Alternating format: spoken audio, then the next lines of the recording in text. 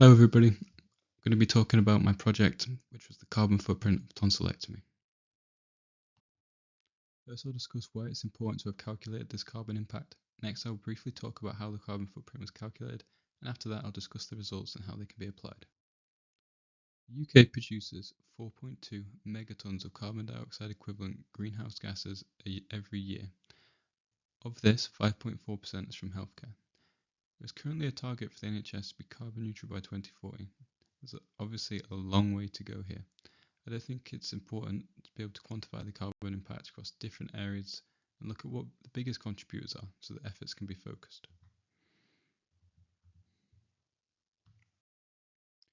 The unit looked at was an adult tonsillectomy performed at the Queen Elizabeth University Hospital, Glasgow.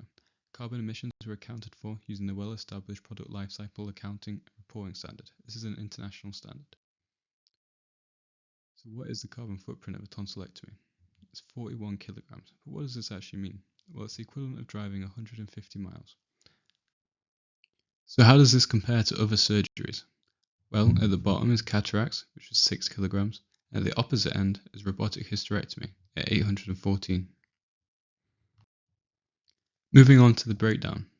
So lowest was from waste. As you may be aware, there are different waste streams in the hospitals, and each has a different emission per kilogram. In Queen Elizabeth theatres, there's orange infectious waste streams and clear recyclable waste streams.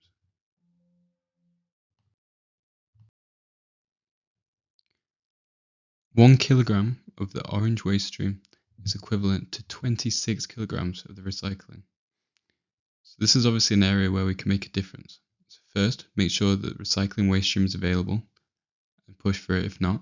Second, if there is a recycling waste stream, use it rather than the infectious one where possible. An example would be putting packaging from gowns and gloves into the recycling rather than the infectious. Next on the list of contributors is pharmaceuticals, the majority of which is from sevoflurane. And that's because it's a greenhouse gas by itself, with a global warming effect many times greater than carbon dioxide. There's a couple different solutions we can use to this. First is to prevent it from entering the atmosphere by using vapor capture technology. Or we can avoid it altogether and use total intravenous anesthesia.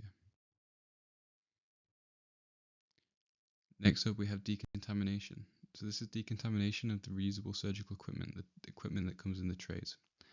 So the facility is where most of this carbon emissions comes from, so that's the washing and the sterilizing, and a small part is the transportation to the central decontamination facility. Next is transport. So patients is hard to change, but there is some opportunity for change in staff. We did a staff survey and found that most people use cars, and this is the current emissions.